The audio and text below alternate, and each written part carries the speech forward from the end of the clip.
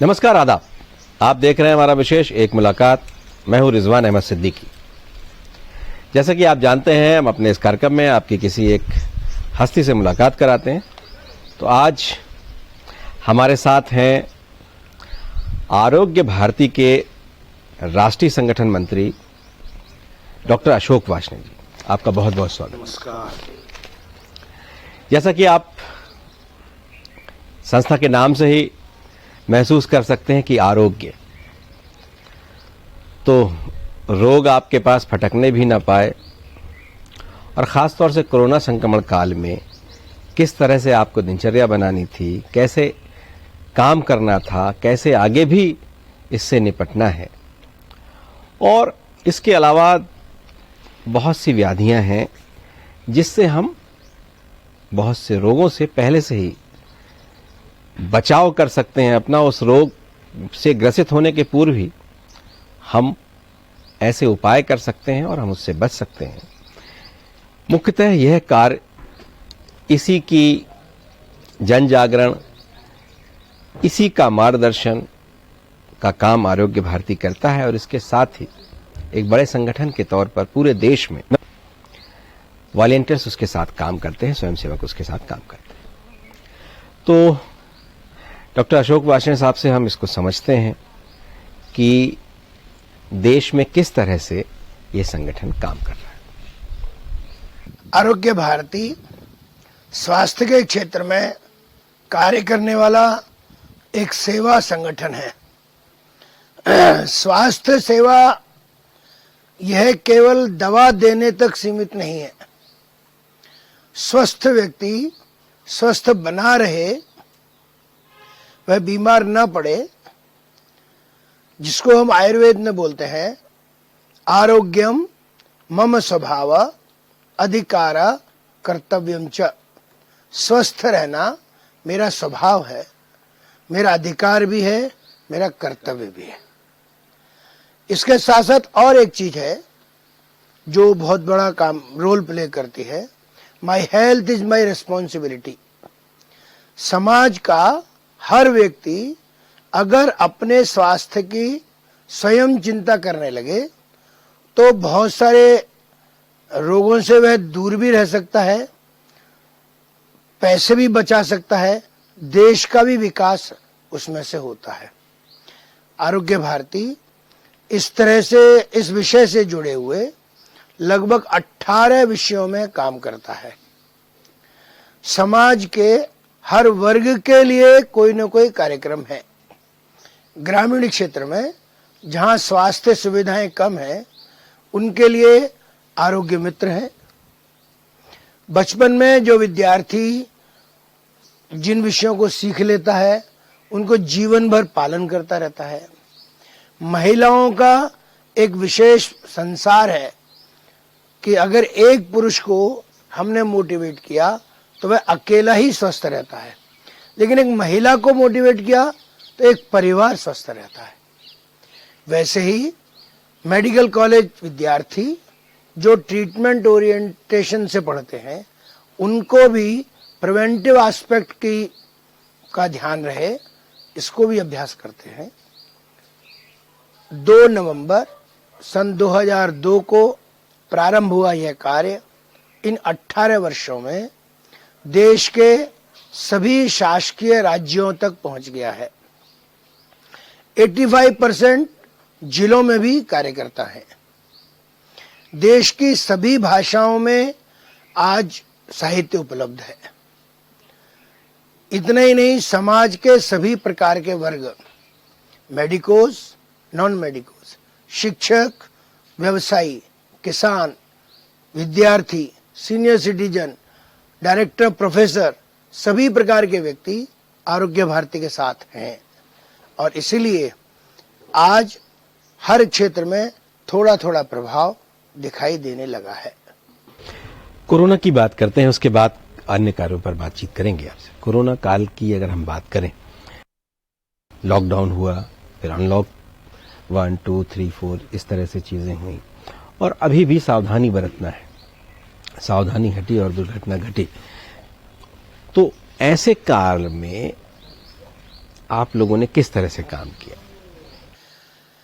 Corona में सबको मालूम है ये वैश्विक स्तर की महामारी है और यह भी मालूम है इसके लिए कोई एग्जैक्ट दवा भी नहीं है। सभी रोगियों का इलाज सिम्प्टोमेटिक होता था, लक्षण के आधार पर। बुखार है तो पैरासीटामोल दी, इन्फेक्शन है तो इन्फेक्शन के अनुसार दी, लंग्स का इन्फेक्शन है तो उस तरह से दवा दी, सिम्प्टोमेटिक ट्रीटमेंट है। लेकिन जो सबसे बड़ी चीज थी इसका प्रिवेंटिव एस्पेक्ट, कि लोग सावधानी ले रहे थे, छोटी छोटी सावधानी ले रहे थे, उसका लाभ जहां सामान्य नागरिकों को होता था वहीं मरीजों को भी होता था। तो इसमें एक विषय की बहुत अधिक चर्चा हुई, वो है शरीर की रोग प्रतिरोधक क्षमता, इम्यूनिटी। इम्यूनिटी सामान्य रूप से 3-4 प्रकार से काम करती है, बढ़ती है। एक है कि व्यवस्थित प्रकृति आधारित दिनचर्या हो, सूर्योदय के पहले लोग जाग जाएं, सूर्यास्त के समय तक भोजन करने का प्रयास करें, अपनी दिनचर्या में व्यायाम एक अनिवार्य अंग रहे, घर का बना हुआ भोजन करें, स्वच्छता का ध्यान रखें और ऐसे ही गर्म पानी पीना, इसको ध्यान रखें। विरुद्ध आहार, इसकी जानकारी हो, तो ऐसे कुछ कुछ काम करने से सामान्य व्यक्ति भी स्वस्थ रह सकता है। इसमें और एक पहलू महत्वपूर्ण है, हमारे सबके ध्यान में आता होगा, जितने रोगी ठीक होते थे वे ठीक होने के बाद जब बाहर आते थे तो पूरे देश में सभी रोगी एक ही बात बोलते थे कि हमने अपना मनोबल बढ़ा के रखा। ये मनोबल बढ़ा के रखना माने क्या मतलब है? यह है पॉजिटिविटी, अपना मॉरल ऊंचा रखना। नहीं, मैं बीमार हुआ हूं, कोई बात नहीं, लेकिन मुझे ठीक भी होना है, ठीक भी होना है, यह मनोबल है। तो यह पॉजिटिविटी ने जहां रोगियों को ठीक किया, वहीं जो लोग अकेले थे, स्ट्रेस फील कर रहे थे, उनको भी ठीक किया। और इसीलिए कोरोना में प्रारंभ में ऐसी स्थिति थी, आरोग्य भारती संगठन के नाते से कुछ काम किए।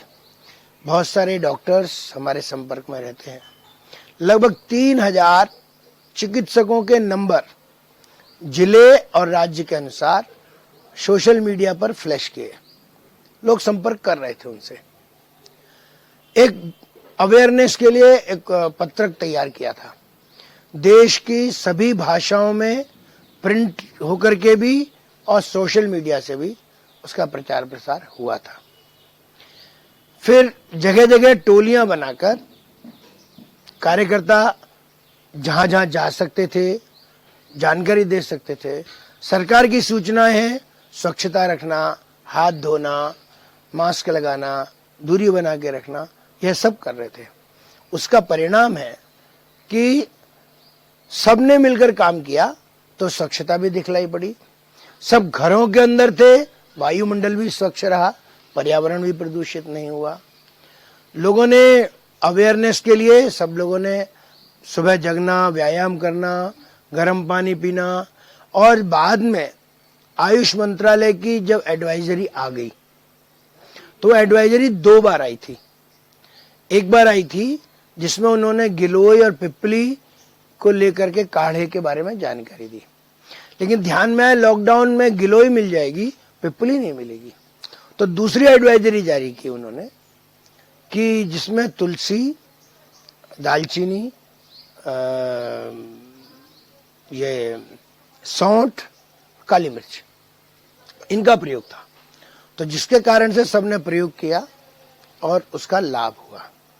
वैसे ही होम्योपैथी की आर्सेनिक एल्बम 30, इसने भी काम किया और यह बराबर आज भी लोग सेवन कर रहे हैं, उसका लाभ भी मिल रहा है। आप विरुद्ध आहार का जिक्र कर रहे थे, उल्लेख कर रहे थे, इसको थोड़ा सा। भोजन में हर पदार्थ की अपनी एक प्रकृति होती है, अलग अलग लेने पर वह लाभकारी है। लेकिन कभी कभी दो अलग अलग प्रकृति के पदार्थों को एक साथ लेने पर वह नुकसानकारी है, हानिकारक है। जैसे दूध और दही दोनों डेयरी प्रोडक्ट है, लेकिन दोनों की प्रकृति अलग अलग है। तो अलग अलग लेने पर लाभकारी हो सकते हैं, लेकिन एक साथ लेंगे तो वो हानिकारक है। अब इसको हम बोलेंगे प्रकृति विरुद्ध। वैसे ही मनुष्य को जिस जलवायु, जिस मौसम, जिस स्थान पर जिन तत्वों की आवश्यकता होती है, प्रकृति ने उसी जलवायु, उसी मौसम, उसी स्थान पर उन तत्वों को प्राप्त करने के लिए वैसे ही सब्जियां, फल, औषधीय पौधे उपलब्ध कराए हैं। उदाहरण के लिए गर्मी आती है तो क्या मिलेगा? खीरा मिलेगा, हरी सब्जियां मिलेंगी, आम मिलेगा, खरबूज मिलेगा, तरबूज मिलेगा, लीची मिलेगी। माने कैसी चीजें जिनमें वाटर कंटेंट अधिक है। शरीर का एक और एक नियम है कि जो मौसम रहेगा उसके विरुद्ध चीजें लेनी। गर्मी है तो ठंडी चीजें लेनी है। अभी जाड़ा है तो क्या मिलेगा? मूली, गाजर, मटर, गोभी, अमरूद, तिल का सामान, मूंगफली, ये गर्म चीजें। ठंडा है तो गर्म चीजें। तो प्रकृति ने दी है, हमको उनका सेवन करना चाहिए। कारण वे ताजा उपलब्ध रहती हैं, उनके पोषक तत्व तुरंत हमको लाभकारी होते हैं, सस्ती मिलती है और उपलब्ध रहती है। तो इसको हम बोलेंगे ऋतु विरुद्ध या ऋतुचर्या। ऐसे ही दूध के साथ नमक और खट्टे फल का सेवन नहीं करना। वैसे ही आजकल और एक समस्या हो गई है, फ्रिज, कि हम रोटी, दाल, चावल, सब्जी ये गरम गरम लेते हैं, लेकिन फ्रिज से निकला हुआ पानी, दही, सलाद, फल ये ठंडे ठंडे लेते हैं। तो हमने गरम क्यों लिया? कि वो इजी डाइजेस्टेबल है। लेकिन अगर हम ठंडा पानी या ठंडी चीज जोड़ लेंगे तो हम अपने पाचन तंत्र का टेम्परेचर कम कर लेते हैं। तो जिसके कारण जो भोजन 3.5-4 घंटे में पचना चाहिए, वह भोजन 7.5-8 घंटे लेता है। तो इसलिए हम भोजन के साथ गुनगुना पानी पीना या तो सामान्य पानी पीना, ठंडा नहीं लेना। फ्रिज वाली वस्तु का प्रयोग करना है तो आधा पौना घंटा पहले फ्रिज से बाहर निकाल लीजिए, तब उसका सेवन करें। विरुद्ध आहार तत्काल कोई नुकसान नहीं पहुंचाता, लेकिन लंबे समय तक सेवन करने से वह शरीर की रोग प्रतिरोधक क्षमता को कम करता है। इसलिए विरुद्ध आहार के बहुत सारे प्रकार हैं। जैसे भूख लगने पर ही खाना, अगर भूख नहीं है तो भी खा रहे हैं तो विरुद्ध आहार में जाएगा वो। तो ऐसे बहुत सारी चीजें। वक्त है एक छोटे से ब्रेक का। ब्रेक के बाद एक बार हम फिर आएंगे, फिर चर्चा करेंगे और कुछ और चीजें समझेंगे, और साथ ही ये भी समझेंगे कि अब आने वाले वक्त में लोगों को कैसे इससे बचाव करना चाहिए। भारत में कई चिकित्सा पद्धतियां हैं, उन चिकित्सा पद्धतियों का इस संकट काल में किस तरह से उपयोग हुआ और भविष्य में क्या इन सारी पद्धतियों को जोड़कर भी कुछ किया जा सकता है। इसलिए कि अलग अलग पद्धतियों में अपने अपने रिजर्वेशंस हैं, उनमें बहुत हद तक आपस में समन्वय का भी अभाव दिखता है। भारत इतना बड़ा देश है और बहुत तरह की चिकित्सा सुविधाएं है भी और बहुत जगह नहीं भी हैं, लेकिन प्राकृतिक रूप से हमारे पास बहुत कुछ है, बहुत सा ज्ञान है। तो क्या इसे सबको कैसे संकलित किया जा सकता है, वो भी उनसे समझेंगे। ब्रेक के बाद आपका एक बार फिर स्वागत है। आज हमारे इस कार्यक्रम में हमारे साथ डॉक्टर अशोक वार्ष्णेय जी हैं, जो राष्ट्रीय संगठन मंत्री हैं आरोग्य भारती के। डॉक्टर साहब, आपकी शिक्षा क्या काम आ रही है इस तरह का जो आप कार्य कर रहे हैं उसमें? वास्तव में मेरे लिए सबसे अच्छा जो अवसर है वो यही है। मैं बेसिकली बायोकेमिस्ट हूँ, एमएससी, पीएचडी। तो बायोकेमिस्ट्री होने के नाते से हर विषय को मॉलिक्यूलर लेवल तक समझ सकता हूँ, साइंटिफिकली समझ सकता हूँ। मेरी स्वास्थ्य में रुचि है तो वह भी इसके साथ जुड़ जाती है। सौभाग्य से मुझे काम भी ऐसा मिला आरोग्य भारती का, वो भी इससे जुड़ गया। तो जो चिकित्सा पद्धतियों के बीच में समस्या होती है टर्मिनोलॉजी को समझने के लिए, वो मैं स्वयं बायोकेमिस्ट होने के नाते से एक ब्रिज का काम सुविधा से कर लेता हूँ। तो मैं कह सकता हूँ कि मेरी जो शिक्षा है वह एक सुचारू रूप से इसमें काम में आई। और दूसरा पीएचडी, जहाँ एनालिटिकल सारा काम रहता है, तो सारा काम करते हुए कैसे एनालिसिस करना, यह भी इसमें काम में आया। तो शिक्षा बराबर इसमें उपयोग हो रही है मेरी। जैसा कि आप अपनी शिक्षा का जिक्र कर रहे हैं, तो जाहिर है कि एलोपैथ से संबंधित है। और जब आज के दौर में जब हम बात करते हैं या भारतीय चिकित्सा पद्धतियां हैं जो, उसके बारे में बात करते हैं, उस पर भी आपने ढेर सारा जानकारियां एकत्रित की, अध्ययन किया उसका भी। तो आप कैसे इन सारी तरह की चीज़ों को, आप कैसे लगता है कि इनको समावेश करके और बेहतर ढंग से, ये जो आप कह रहे हैं बीमार होने के पहले ही के सारे उपाय कर लिए जाए, उसको कैसे किया जा सकता है? आरोग्य भारती की एक विशेषता है कि सभी चिकित्सा पद्धतियों को सम्मान के भाव से देखते हैं, क्योंकि हम जानते हैं सभी चिकित्सा पद्धतियों की अपनी कुछ विशेषताएं भी हैं और वहीं उनकी कुछ सीमाएं भी हैं। इस विषय को सभी चिकित्सक जानते हैं। उदाहरण के लिए, किसी को डायबिटीज है, अब इंसुलिन चाहिए या टेबलेट चाहिए, तो एलोपैथी वाला जो डॉक्टर है वो लक्षणों के आधार पर, ब्लड शुगर लेवल के आधार पर उसका दवा प्रेस्क्राइब कर सकता है। ज्यादा है तो इंसुलिन प्रेस्क्राइब कर सकता है, लेकिन जहां उसकी ये विशेषता है कि आवश्यकता पड़ने पर सपोर्टिंग हैंड दे सकता है, वहीं उसकी लिमिटेशन है कि वह इंसुलिन लेवल बढ़ाने के लिए कोई एक्टिविटी नहीं कर सकता, क्योंकि उसके शिक्षण में नहीं आया वो।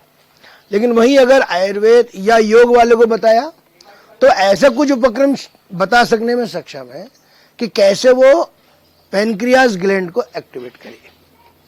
तो इसलिए सभी चिकित्सा पद्धतियों की विशेषताएं हैं तो सीमाएं भी हैं। सौभाग्य से कोरोना कालखंड में ध्यान में आया कि मॉडर्न मेडिसिन में दवा नहीं है। आयुष सेक्शंस ने बराबर काम किया और मजे की बात है कि ट्रेडिशनल मेडिसिन सिस्टम बहुत सारे देशों ने प्रयोग किया। चाइना ने प्रयोग किया, रशिया ने प्रयोग किया, मलेशिया ने प्रयोग किया और भी देशों ने किया होगा। लेकिन भारतीय मेडिकल सिस्टम, ट्रेडिशनल सिस्टम, यह वर्ल्ड वाइड प्रयोग हो रहा था। और कितना तक हो रहा था कि मैं वेबिनार में जुड़ा था, इंटरनेशनल वेबिनार में, तो पता लगा कि अमेरिका में 75% आबादी काढ़े का प्रयोग कर रही है। इटली, बाद में यूरोप और एशिया के देश 80% लोग काढ़े का प्रयोग कर रहे हैं। Germany, Brazil, England, Argentina, Australia homeopathy का बराबर उपयोग कर रहे हैं और इसका लाभ भी मिला उनको। और यही कारण है कि विश्व स्वास्थ्य संगठन ने आज से लगभग 1 माह 1.5 माह पहले आयुर्वेद की स्थिति को देखते हुए भारत को अंतर्राष्ट्रीय केंद्र विकसित करने की मान्यता दी और भारत सरकार संभवतः इस पर विचार कर रही है कि कैसे हम आयुर्वेद के क्षेत्र में एक इंटरनेशनल सेंटर बन पाए, डेवलप कर पाए। रही बात पद्धतियों की, तो एक और पहलू इसमें लेना पड़ेगा कि कुछ विषय ऐसे हैं जो सभी विद्यार्थी एक साथ पढ़ते हैं। फिजियोलॉजी, एनाटॉमी, पैथोलॉजी, बायोकेमिस्ट्री सब पढ़ते हैं। टेक्नोलॉजी सभी के लिए समान है, पैथोलॉजी सभी के लिए समान है, पैथोलॉजिकल पैरामीटर्स, बस वे ऑफ ट्रीटमेंट अलग अलग है। ये जो वे ऑफ ट्रीटमेंट है ये उनको सीखना है।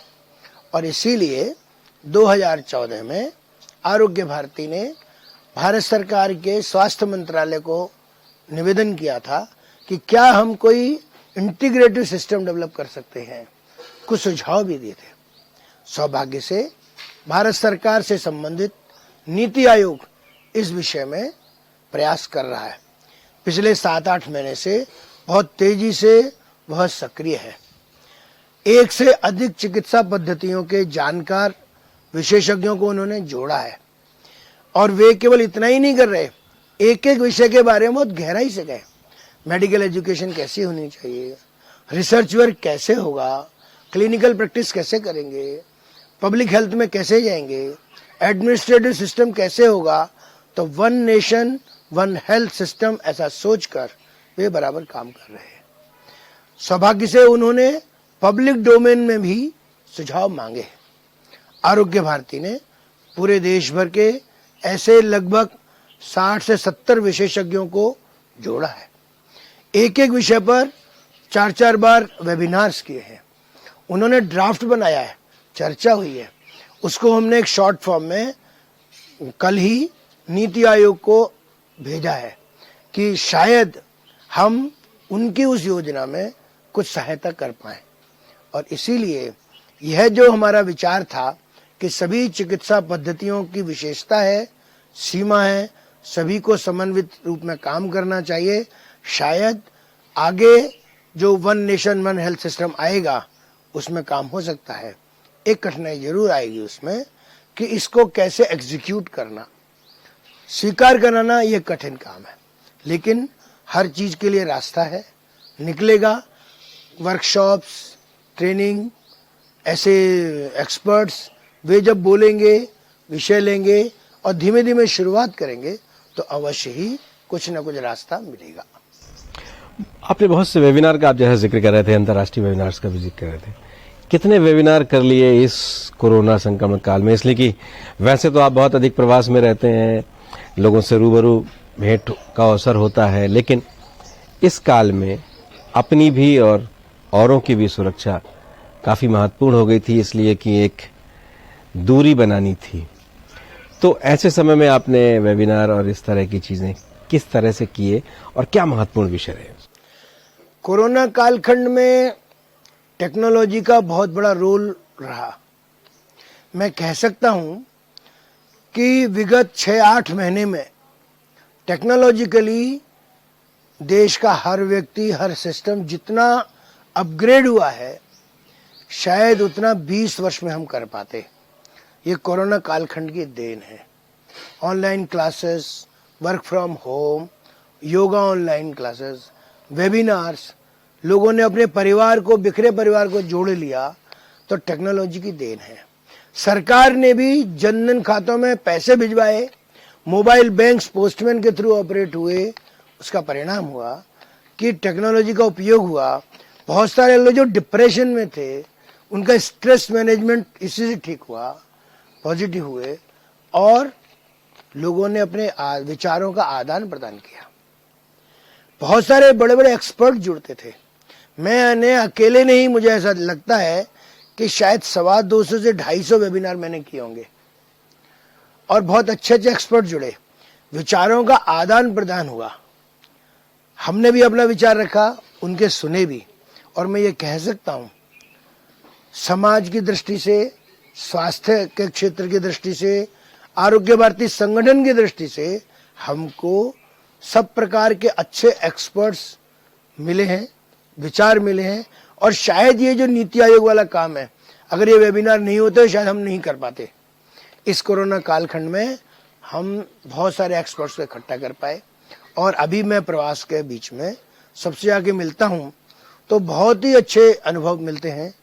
तो मैं कह सकता हूं कि ऑनलाइन वेबिनार यह भविष्य के लिए नहीं, वर्तमान की एक आवश्यकता की पूर्ति बने हैं, पूरक काम किया है और आगे भी इनका लाभ मिलता रहेगा। तो मुझे लगता है कि ये बहुत एक अच्छा काम हुआ। फिजियोथेरेपी काउंसिल मध्य प्रदेश में गठित हो, इसके लिए आपने प्रयास किए, उसका बाकायदा आपने पूरे आंकड़े भी इकट्ठे किए, प्रयास किया, मुख्यमंत्री ने इसकी घोषणा भी कर दी। तो क्या लगता है आपको, ये क्यों आवश्यक था और कब तक ये लागू हो जाएंगे? प्रिवेंटिव एस्पेक्ट में जहां दवा नहीं देनी है उसमें बहुत सारी चिकित्सा पद्धतियां भी हैं। योग जैसे एक है, न्यूरोथेरेपी एक है, ऑक्यूप्रेशर ऑक्यूपंक्चर एक है, वैसे ही फिजियोथेरेपी भी है, जहां दवा नहीं देना है, लेकिन फिजियोथेरेपी पूरा एक बड़ा विज्ञान है। उसके विद्यार्थी भी पूरे 4.5 साल अध्ययन करते हैं। उसी तरह के उनके विषय हैं, विभाग हैं, कि बिना दवा देते हुए हम कैसे बाहर से लोगों को रोग से मुक्त कर सकते हैं। इस कोरोना कालखंड में इम्यूनिटी बढ़ाने में भी जहां योग और न्यूरोथेरेपी ने काम किया, वहीं फिजियोथेरेपी ने भी बहुत बड़ा रोल प्ले किया। आज कोई भी विधा में अपडेशन और अपग्रेडेशन माने निरंतर उसका विकास होता रहे और हॉरिजॉन्टली बढ़ती भी रहे, ये होने से उसका विकास होता है। कोई भी काउंसिल यह सब काम करती है, रिसर्च भी करती है, अपग्रेडेशन भी करती है, अपडेट भी करती है। और इसलिए फिजियोथेरेपी में कोशिश की गई कि यहाँ एक काउंसिल बने, देश के 8 राज्यों में है। माननीय मुख्यमंत्री जी से हमने निवेदन किया था, उन्होंने स्वीकार किया है, स्वयं घोषणा की है। हम आशा करते हैं कि भविष्य में उस विधा से पढ़ने वाले ऐसे सभी विद्यार्थी जो चिकित्सक बनते हैं, वे एक सेवा के भाव से महत्वपूर्ण योगदान दे सकते हैं। आपने हमको समय दिया, आपका बहुत बहुत धन्यवाद। तो आपने सुना डॉक्टर अशोक वासे जी का ये मानना है, उनका काम भी यही है कि वो उसको आप बीमार होने से पहले ही उपाय कर लें, बीमार ना हो, आप रोग प्रतिरोधक क्षमता बढ़ाएं, तो कोरोना जैसे संकट से भी आप बहुत आसानी से निपट सकते हैं। अपना मनोबल बढ़ा के रखें, आत्मविश्वास बढ़ा रहेगा तो आप बड़े संकट से उबर आते हैं। साथ ही पूरे देश, पूरी दुनिया में भारत की जो चिकित्सा पद्धति है, उसने संकट काल में बहुत महत्वपूर्ण भूमिका अदा की है। आंकड़े भी यही बताते हैं कि जिन्होंने इसका उपयोग किया, अनुभव भी उनके यही बताते हैं कि जिन्होंने इसका उपयोग किया, उन्हें इसका लाभ हुआ, वो इस बीमारी से बच सके या अगर उससे ग्रसित हुए तो जल्दी उससे उबर कर बाहर आ सके। साथ ही पूरे देश में, जैसा कि वो जिक्र कर रहे थे, तकरीबन से अधिक वेबिनार उन्होंने किए और ये एक बहुत बड़ा आंकड़ा है, बहुत बड़ी संख्या है। और टेक्नोलॉजी को इस संकट के समय, वो जो आपदा है, ऐसे समय में टेक्नोलॉजी का जो अवसर मिला, उससे बहुत फायदा हुआ और आने वाले वक्त में भी इसका बहुत फायदा होगा। आमने सामने मुलाकात का भी अपना एक लाभ है, मजा है, लेकिन इस टेक्नोलॉजी के साथ भी आप लोगों से संवाद कायम कर सकते हैं, पूरी दुनिया से जुड़ सकते हैं। और देश के 85% जिलों में संगठन ने अपना काम करना शुरू किया है। देश के 3000 से भी अधिक डॉक्टरों ने लोगों को निरंतर सलाह दी इस संगठन के साथ जुड़कर। और अब संगठन एक बहुत महत्वपूर्ण काम कर रहा है कि देश में जितनी भी एलोपैथ सहित जितनी भी चिकित्सा पद्धतियां हैं, उन सारी पद्धतियों में एक समन्वय हो। नीति आयोग एक ऐसी नीति बनाए और वन नेशन और वन जो हेल्थ सिस्टम जो है, उसको लेकर जो काम हो रहा है, वो भी एक बहुत महत्वपूर्ण काम है, मील का पत्थर साबित होगा आने वाले वक्त में। आरोग्य भारती का इसमें भी अहम भूमिका है। तो फिर मिलेंगे एक नए मेहमान के साथ, तब तक आप मुझे इजाजत।